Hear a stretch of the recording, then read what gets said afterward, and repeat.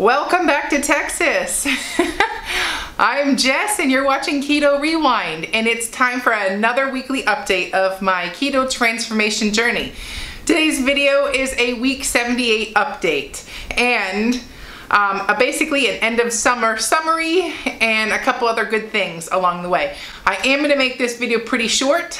We just rolled into town last night, so I have so much unpacking to do, so much just overall getting the house going again, grocery shopping, and all that jazz. But before I get started, I also want to mention I'm not a doctor, not a healthcare professional. This entire YouTube channel is based off of my own experience losing over 125 pounds with a ketogenic lifestyle and intermittent fasting.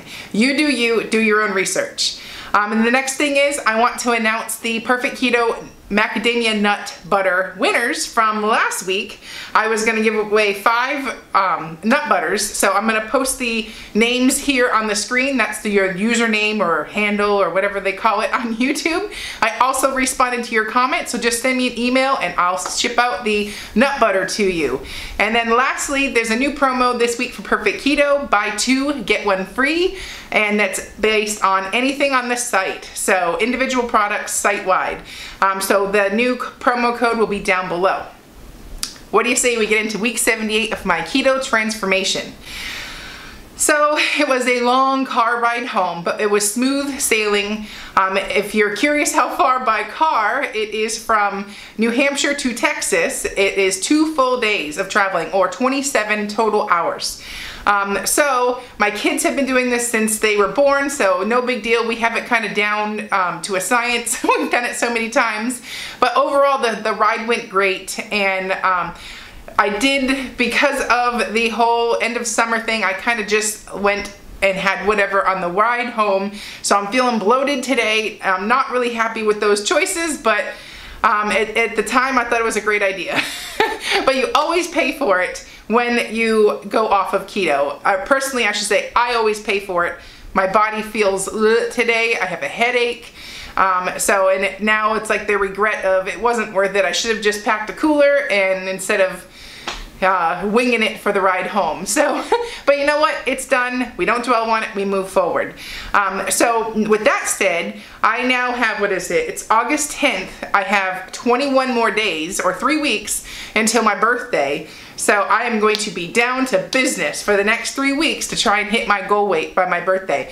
If there's one thing I've learned over the past year and a half, is the best gift you can ever give yourself is the gift of health, and that starts with food.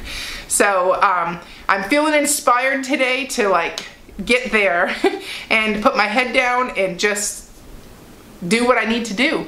So and then with that said, it's a total carb challenge still going on for the month of August, so I'm gonna release the meal plan for today. I'm so sorry I got it out late. We got in real late last night. I just didn't have time to do it. I figured you'd be okay with that. I know a lot of you planned for the week and based off of my menu and all that, so I apologize. I just couldn't get it in there. I was so tired last night, so I thought I would send it out today and it would be right instead of making a mistake or doing something because I was so tired and exhausted. So go to ketorewind.com. You can download the PDF.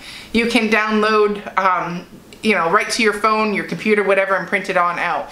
I will also attach at the end of this video if you just want to save, screenshot it or something. But you don't need to do that. I did write it all out for you, so just use the link on my website for week 2. So, and then also, congrats on making it to week 2 of the Total Carb Challenge. My full day of eating will be posted in a separate video, probably this afternoon. To summarize my summer, I had a wonderful summer, and it taught me a valuable lesson that I'm applying to my journey today. And the main thing is, you can't just work without having fun. Alrighty, so here is a typical day at the lake. I've got my sister right here. Oh, I gotta suck it in. And then let me turn the camera around. And we are about to go tubing. There's my 5-year-old and the 6-year-old. So we're gonna hook the boat up and and we are gonna hook the boat up and take them tubing. That's what we do all day. So here's our dock area. And then our house is right there. So it's a real tall hill, but then this is what it looks like. And then as soon as you get around that cove, the lake gets a lot wider and a lot bigger. So, but on our side, it's pretty, you know, this is what it looks like over here. So I'll let you see how crystal clear the water is. It's one of my favorite parts about the lake. As you can see, every single rock that's in here. And it looks like this because the boat just stirred it up. My dad's warming it up before we take everybody tubing. And that's probably the sound of him coming now.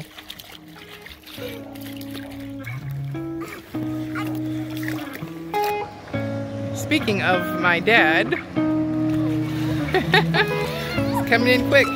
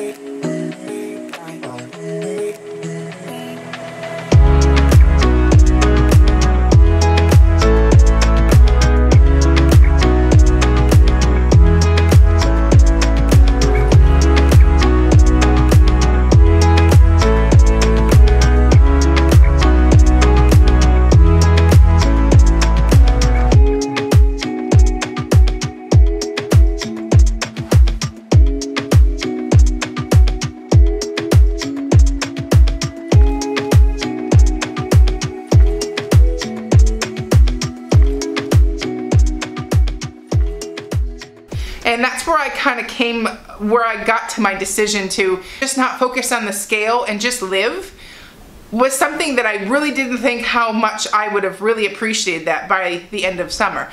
It took so much stress and so much of this control that the scale had over me for so long. And I know that that's part of my job as a YouTuber, to share with you my weight loss, my journey and all that. I wanted to stress that so many people focus on their worth on a number, on a scale. And I was one of those people, you know. I tried to only weigh in once a week. Sometimes I'd weigh in 2-3 times a week, you know, or if I was really obsessed or something, I would even do it daily. But I tried throughout my journey to only weigh once a week, to try to take that obsession from the scale, that control that scale had on me. And now, you know, 125 pounds lighter, I like to look at the scale because I like to see that number. I haven't seen that number in 17 years, you know? So it's like this weird relationship with the scale, but I wanted to share that with you guys because I took that scale away and lived for the past 7-8 weeks-ish. I don't know what the total count was, mid-June to now. But I took that control, I took that stress, I just took it and put it away. And I didn't die. Like, I'm still standing here today. If anything, I'm happier. So it's kind of like a lesson that I taught myself, or I forced myself to learn. And that's what the lesson is, or the mantra for this week's message is. I'm going to read a quote to you. You learn nothing from life if you think you're right all the time. And that's where it kind of hit home for me, because I have learned continuously every day. It's not like it's just something I learned and that's it. Like, it's a revolving door of opportunities to learn. And the thing that touched base with me today, to not give that scale that power anymore. It's not about that. The time is gonna pass anyways. I'm still like booming, thriving in my journey. Yeah, I'm not at my goal weight yet, but does it matter if I am right now? You know, would it make a difference? Would you feel better knowing that I was at my goal weight by now? Like, that kind of stuff is just silly. It doesn't matter. You don't care. You know, you're following the journey. You're not following today. You know, like, the journey is something that takes time to build. It takes a lot of learning experience. And one of those experiences this week is learning about my decision to be happy with not defining my worth with a scale or the number on the scale. Now, I'm not saying I'm not going to weigh myself anymore, but I'm just not so, like, taking that scale away and living without it for so many weeks. I kind of like, I don't get up and weigh myself anymore. You know, like I just don't have that desire to hop on the scale, and that's so liberating. So my homework to you is stop weighing yourself every day. Judge by your clothes. You know, you judge by how you did. You know how you did. You know, so like having to hop on the scale and butcher your self-worth by just seeing a number in the scale, it's not worth it. I am so happy and refreshed I did that over the past 6, 7 weeks, 8 weeks, whatever it's been, because I now know going forward that this journey is the lifestyle of living this way.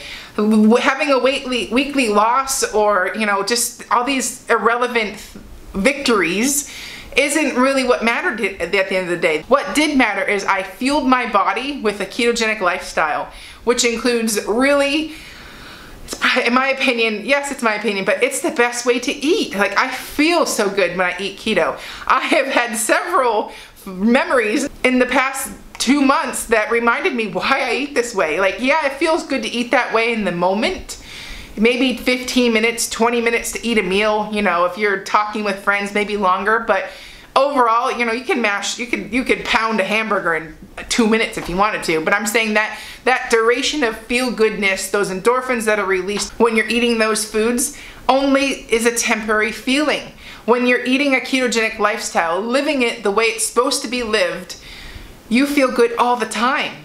You know, it's like the only time you have a little FOMO thinking of, oh, that, you know, that fried chicken sandwich that Cheryl over there is eating looks real good. But then you remember why you eat the way you do. And, you know, and it's easy to stand here and, you know, preach what I've learned in my journey.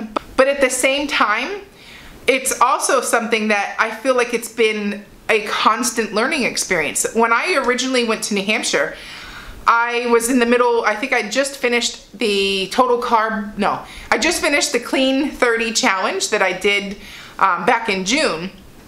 So I was, you know, feeling like I was on the top of the world. I felt great, you know, and it just was like, okay, I'm gonna relax. But if I relax, I have to stop focusing so much on the scale. Like, I've got to give that daily control up and learn to live. It's also practice so that when I get to my goal weight, I can see where I need to work on, so that I'm just not like, well, release the hounds, you know? When I get to my goal weight, my goal is not to gain back the weight. The goal is to live and maintain. So this was like a little bit of that knowledge or insight for what's to come. Granted, I'm 9 pounds away from my goal weight, but the job or the journey's not over yet. Like, I'm not going away anytime soon just when I hit my goal weight. It doesn't mean I'm gonna be like, you're not gonna see any more videos. I'm gonna still have my weekly weigh-ins, my monthly, my challenges. Like, it doesn't, I feel like that's the point forward where the hard work begins. It's not about how easy it is to lose anymore. It's about how to learn to live. And that's something that I actually kind of stresses me out a little when I get to that point. So, but what I did learn over the past 8 weeks is the desire to hop on the scale and just define my worth with that number is something that doesn't have that control over me before. Like, there's always anxiety on Mondays when I go to weigh in because I don't want to disappoint you guys. I'm a people pleaser by nature. I'm very harsh, like, I should say, people like me maybe can relate. I'm very critical of myself and what I judge myself, and I'm hard on myself. Sometimes I have to, all right, Jess, it's all right. You know, like, it's just this drive to win or succeed that's in my nature that it's hard to accept if I don't nail it every weekend, you know, or every week come in with a booming weigh-in, and it's like I have to confess and like, well, it didn't go as planned, you know. I don't know how all those chips landed in my mouth, or dang, I just rocked this week, I got a 4-pound loss. You know, it's like this anxiety of what's it gonna be? You know, what's the scale gonna say? You know, are people gonna get mad that I gained? Are people gonna get mad that I lost? You know, like, it's just this little bit of anxiety that I do have every week when I hop on the scale. Well, I took that away and took that control away from the scale, and I lived for the past 8 weeks without hopping on the scale. I think I got on the scale twice. but it's nicer, or I feel richer that I took that out of my life and I'm living again. And that makes your life so much more filled with happiness and, what's the word, not acceptance, because I love me. I don't love the number on the scale, you know, like it's me that I'm loving, and that number just happens to be how much I weighed, or that's the pant sizes or something that I wear now. You're like, that's more stuff that doesn't matter. And it's learning to love yourself and not loving yourself because you weigh XYZ, you know, and that was something that was pretty hard to learn. You just can't learn that overnight. That takes time. That takes trust within yourself. And yeah, I had some free days or cheat meals or whatever you want to call it. I'm calling them free days or free meals. I had a lot of those over the past 8 weeks.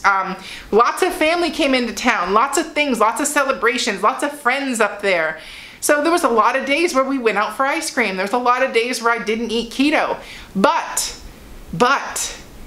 I didn't, it's like I learned to have that balance and then get back to business. It's not like you just hop on and you lose all your weight and you go back to eating that way. It doesn't work that way. You always, you pump brakes and you get back to business. And right now, today's one of those days for me, but I've had so many of these days. So it's possible to still live your life and enjoy those moments, but it's very possible to snap out of it and hop back on, and you know what you've got to do. So in the next couple of weeks, until this challenge is over, Total Carbs is where it's at. So check out this playlist for the Total Carb Challenge, and know that just because you might have a couple bad meals or a couple, you know, moments where it just got the best of you, don't sweat it and just move forward. You can't do anything about it. It's done. So, and then stop weighing yourself every day. Stop defining your worth every day because of the scale. Like, you got to love you as you are today, because you're not guaranteed tomorrow. You know, anything can happen. So why dwell or beat yourself up over something that you really don't have control over tomorrow? The only thing you do have control over is today, living in the moment, making the best choices you can, and then sprinkling in those times where you enjoy life too. That feeling good every day gives you a better mindset to take on the day, to get through those tough moments, to learn really what the journey is about. The journey is not about just losing weight. It's so much more than that. The journey is about all of those pieces of the puzzle all coming together and pretty much putting you back together in that process. So by just one piece of the puzzle, by how much you weigh, is not something that you can't have the full puzzle if you don't have all the pieces. So you can't just say, well, the puzzle's done, but you leave out the whole middle part of it. It's not done. You know, there's a lot left to learn. There's a lot left to explore and find and discover as you put those pieces back together. And there's beauty in that process. So I know I kind of rambled a little bit, but in summary, put the scale away. Stop. You know what you need to do.